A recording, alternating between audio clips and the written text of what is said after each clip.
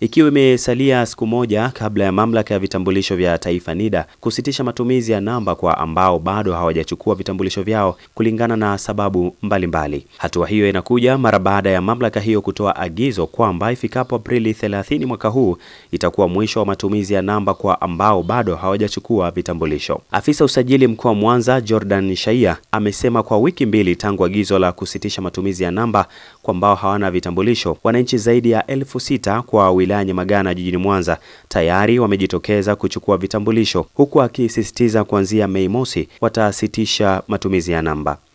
Mpaka sasa hivi tuna vitambulisho yapata 6,000 ambavyo vimetoka toka tangazo limetoka, which ukiangalia ni kama wiki na kidogo. Kwa hiyo unakuta vitambulisho vyote vilikuwa vimekaa wakati wenyewe na uwezo wa kuja kuchukua.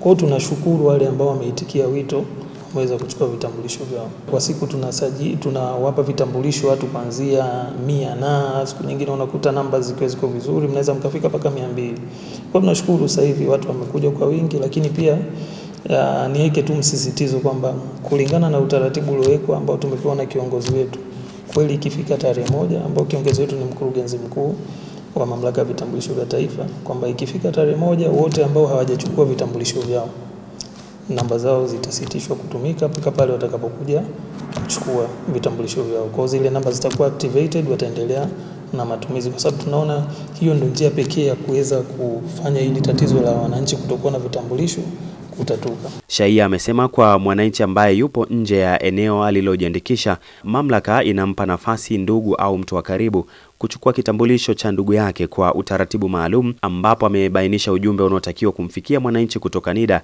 ili kuepuka jumbe za matapeli. Kumchukulia ndugu yako inawezekana, lakini kuna utaratibu tuliweka. Kama unakuja kumchukulia ndugu yako, basi jitahidi kwamba uwe una ile SMS ambayo yeye alitumia. Sababu zile jumbe tulihakikisha tunatuma kwa namba ambayo imesajiliwa na NIDA ya muhusika, na namba hiyo inakuwa ile active. Kwa sababu kuna zile namba ambazo mtu anasema mimi namba niliyoandika ndani ya fomu yangu ilikuwa ni tofauti na ninayotumia. Sasa ile sio namba ambayo sisi tunatumia. Sisi namba ambayo tunatumia message ni ile namba iliyosajiliwa na NIDA.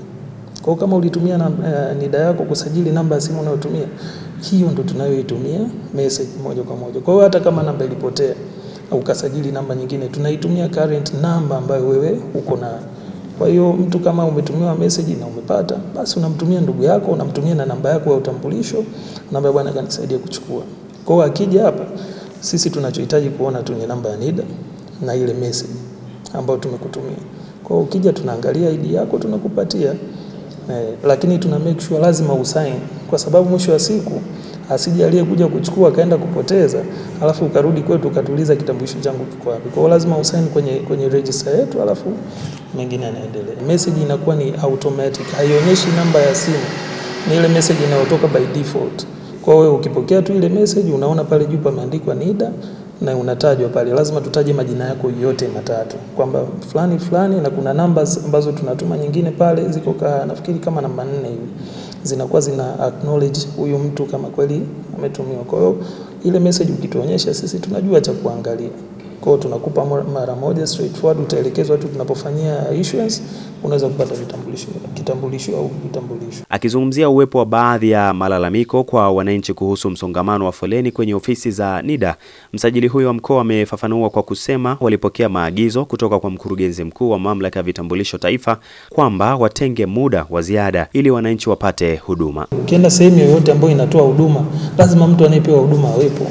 Uwezi ukafika sehemu alafu ukajikuta uko peke yako. Tulijitahidi hata siku ambazo zilikuwa sio za kazi, tulipewa mwongozo na mkurugenzi mkuu kwamba lazima tukatoe huduma kwa sababu kuna watu wengine wanakuwa makazini. Kwa hiyo niwaase tu kwa kufikia kesho, hakikisheni mmefika na kuchukua vitambulisho vyenu. Ofisi haifungwi bila kumhudumia mtu ambaye ameshafika kwa ajili ya kuchukua kitambulisho, kwa sababu hayo ni maelekezo yalitoka kutoka kwenye uongozi wetu juu kwamba wale waliofuata vitambulisho tuwape, hata kama mtu amekuja foleni bado ni kubwa, hata kama itafika saa 10, 11, toeni vitambulisho kwa wale ambao wameshafika, kwa sababu zoezi lao ni tofauti na uandikishaji. Kwa hiyo anachotakiwa kufanya tu ni kufika pale, anaonyeshwa vitambulisho hivi hapa, kitambulisho chako hichi hapa, anapewa kitambulisho kinakuwa reissued kuja kwenda kwake, ana sign kwenye register, anaondoka. Kwa hiyo process yake sio ngumu kiasi hicho cha kusema kwamba mmekuwa wengi rudini nyumbani, mmekuwa wengi rudini nyumbani, hapana.